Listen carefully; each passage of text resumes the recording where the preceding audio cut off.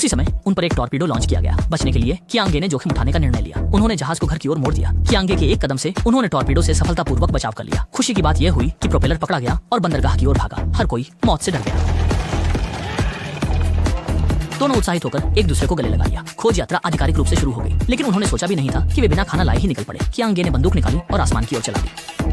बोलने वाला एक नतीजा ये हुआ कि एक चूहा गिरा। उसने मरा हुआ चूहा उठाकर पानी में फेंक दिया और जब बुलबुले दिखाई दिए तो उसने मछली पकड़ने के जाल से एक खींचा और उसमें निकले 66 पिरान्हा। इस क्रिया ने पास खड़े भाई बहनों को चौंका दिया। रात का खाना बस इसी तरह आ गया। हालांकि संकट का कोई समाधान नहीं निकला। अगले दिन वे बाढ़ में फंस गए। थोड़ा सा बचा, गुजारा मुश्किल हो गया। अमेरिका को डरावना लगने लगा। फिर वे एक झरने के पास पहुंचे। नाव का शरीर पानी में डूब रहा था। महत्वपूर्ण क्षण में कियांगे ने एक शानदार चाल दिखाते हुए संकट को सफलतापूर्वक पार कर लिया। हालांकि एक बड़ा संकट उनकी ओर बढ़ रहा था। उसी समय पीछा करने में असफल जनरल एक गुफा में पहुंच गया। कहानी के अनुसार जनरल ने उन पर पवित्र जल डाला, उनकी चेतना को जागृत किया और उनके साथ एक समझौता किया ताकि वह उनकी मदद से चाबी चुरा सके। फिर उसने उनके परिधान से छुटकारा पाने के लिए नदी में विस्फोट कर दिया।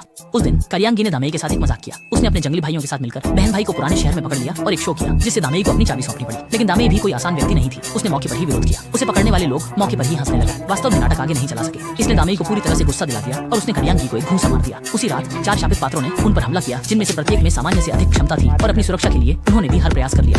हमें ऐसा करना चाहिए, हमें वापस जाना चाहिए ताकि हम ऐसा करें जैसे आपने कहा।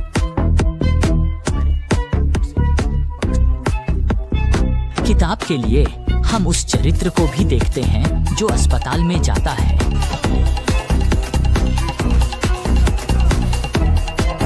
यह पारंपरिक